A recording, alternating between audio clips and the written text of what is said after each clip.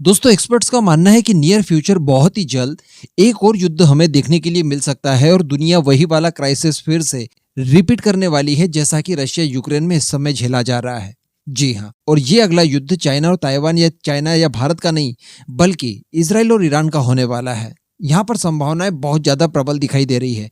अभी कुछ ही समय पहले मैं मेन स्ट्रीम मीडिया का एक चैनल देख रहा था, वहां पर कुछ रिपोर्ट्स बताई गई, कुछ डिबेट भी हो रही थी। तो उसमें कुछ एक्सपर्ट्स ये कह रहे थे कि इस साल के अंत तक या अगले साल की शुरुआत तक संभवतः ईरान को अगर इसी तरह से फ्रीडम मिलता रहा जैसा कि आज उसके पास है, तो वो न्यूक्लियर वेपन्स बनाकर धमाका कर देगा। यानी बहुत कम समय बाकी है जब ईरान अपने आप को न्यूक्लियर पावर्ड कंट्री घोषित कर देगा किसी बड़े धमाके के साथ।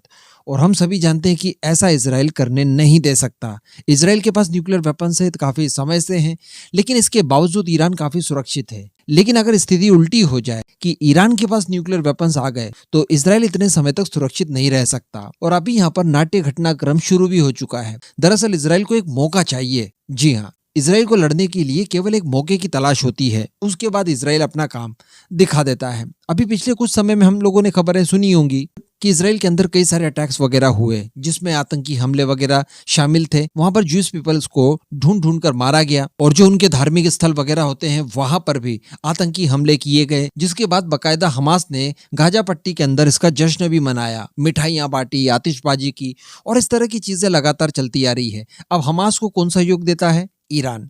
ईरान की ही बैकिंग के आधार पर हमास चलता है। कुछ और सहयोगी भी है लेकिन ईरान प्रमुख है। इसके अलावा अगर देखें तो लेबनान में जो हिजबुल्लाह है वो हम सभी जानते हैं कि ईरान समर्थित एक आतंकवादी संगठन है और काफी खतरनाक है। दुनिया का पहला सुइसाइड बॉम्बर उसी आतंकवादी संगठन ने तैयार किया था। तो समझ सकते हैं आप कि काफी वो डेंजरस है। उसके पास मिसाइलों का जखीरा भी कुछ इस तरह से है जैसे मानो किसी देश की सेना के पास हो।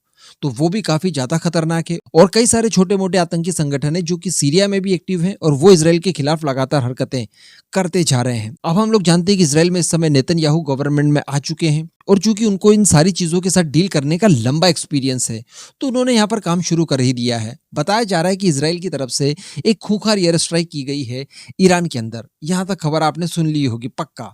लेकिन यहाँ पर बड़ी बात यह है कि जिस ठिकाने के ऊपर एयर स्ट्राइक की गई है वो कोई और नहीं बल्कि ईरानी ड्रोन्स बनाने की फैक्ट्री थी।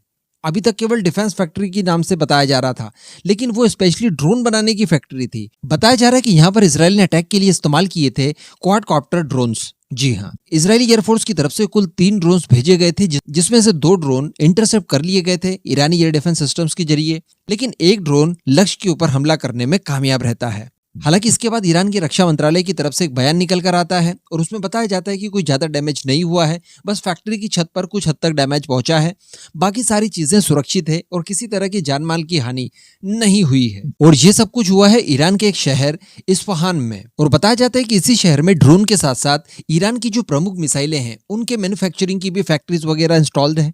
और इसी के साथ साथ कुछ खुफिया खबरें ये भी बताती है कि इन्हीं इलाकों में कहीं ईरान की न्यूक्लियर फैसिलिटीज भी मौजूद है। तो संभवतः यहाँ पर इसराइल का जो टारगेट था वो बताया जा रहा है कि ईरान के न्यूक्लियर फैसिलिटीज ही थी। हालांकि इसराइल की तरफ से अभी तक इनको लेकर डिनाई किया गया है, कोई बयान नहीं दिया गया है कि ये हमने करवाए गए हैं और ना ही ईरान की तरफ से कोई कहा गया है कि ये इसराइल की तरफ से अटैक करवाया गया है। लेकिन अमेरिका के कुछ ऑफिशियल्स द्वारा बताया गया है कि ये इसराइल के द्वारा ही किए गए अटैक्स हैं।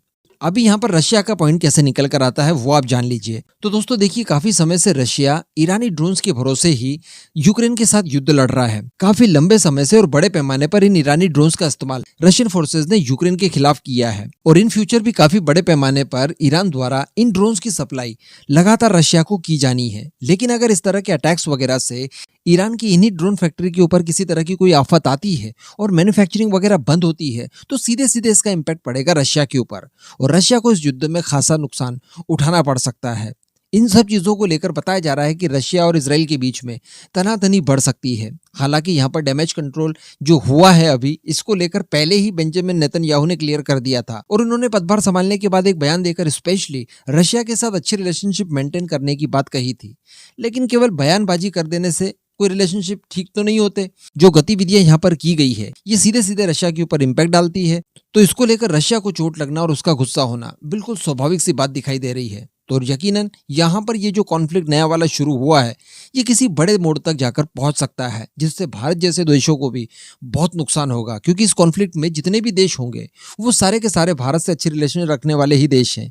फिर इसराइल ले लीजिए, रशिया ले लीजिए या फिर ईरान ले लीजिए, इन तीनों के साथ भारत की अच्छी गठजोड़ है और लंबे समय तक रिलेशनशिप सामान्य होना भारत के लिए भी काफ़ी ज़्यादा ज़रूरी है। लेकिन अगर कोई कॉन्फ्लिक्ट फंसता है यहाँ पर, खासी दिक्कतें हो सकती है। इस पूरे मुद्दे पर अब आपका जो भी मानना हो, नीचे कमेंट करके ज़रूर बताइएगा।